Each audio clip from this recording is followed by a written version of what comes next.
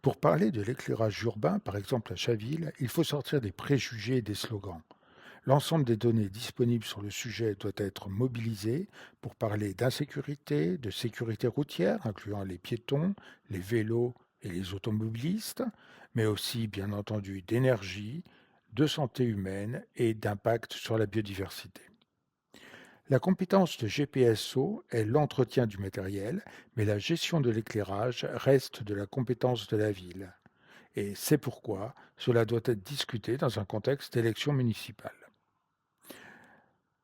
C'est clairement un sujet complexe qui a été traité dans la plus grande opacité dans la majorité précédente, avec du dogmatisme des élus écologistes de la majorité qui faisaient des rodéos nocturnes pour culpabiliser les commerces n'éteignant pas leur lumière, et un manque de transparence qui a caractérisé l'ensemble du mandat de la majorité précédente.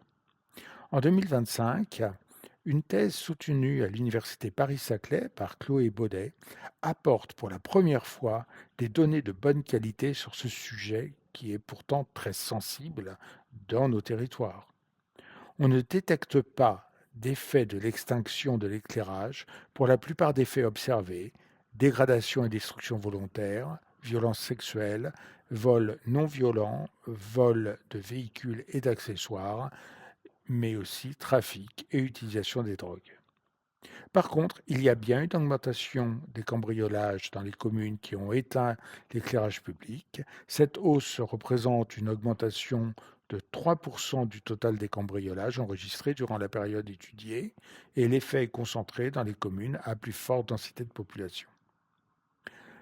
Mais, comme on l'a vu, la sécurité est un des facteurs à prendre en compte dans un contexte de l'impact de l'éclairage urbain. Mais il y en a beaucoup d'autres. Bien entendu, il y a l'énergie. Quand on éteint l'éclairage public, on consomme moins d'électricité et ça coûte moins cher à la commune. Mais on a aussi des alternatives. Alternatives, par exemple, de changer le type d'éclairage et passer à un éclairage LED. L'éclairage LED consomme beaucoup moins et est facilement pilotable. C'est ce qui a été fait dans beaucoup de quartiers à Chaville. Mais l'éclairage LED a aussi des désavantages, en particulier liés au spectre de la lumière émise.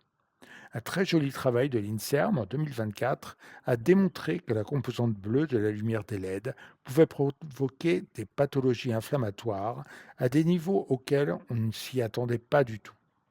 De plus, cette lumière des LED provoque un impact très important sur la biodiversité. Mais il y a plusieurs types de LED. La LED ambre, qui a un spectre où le bleu est absent, présente beaucoup moins de problèmes que la LED classique qui est mise classiquement dans l'éclairage urbain. Mettre ces LED classiques dans un éclairage urbain, c'est une aberration pour la santé publique et la biodiversité. La politique de l'éclairage, ce n'est pas seulement éteindre, c'est moduler la couleur, la puissance, les horaires, les lieux, ou bien innover avec par exemple le déclenchement de l'éclairage seulement au passage d'un piéton. Sur ce sujet, et comme sur beaucoup d'autres, je regrette deux choses par rapport à Chaville. D'abord, l'absence complète d'évaluation menée avec un protocole anticipé et rigoureux. Comment peut-on dire ce qui marche et ne marche pas dans une politique publique si rien n'est évalué? Ensuite, où sont les Chavillois dans ce processus de décision? C'est un sujet où la démocratie représentative, donc le conseil municipal, aurait bénéficié de l'appui d'une démocratie participative efficace, par exemple avec des conseils de quartier réellement efficaces, travaillant sur des objectifs clairs. Merci beaucoup. Je tiens à préciser que bien qu'étant candidat sur la liste Vivons Chaville, cette présentation est faite à titre personnel.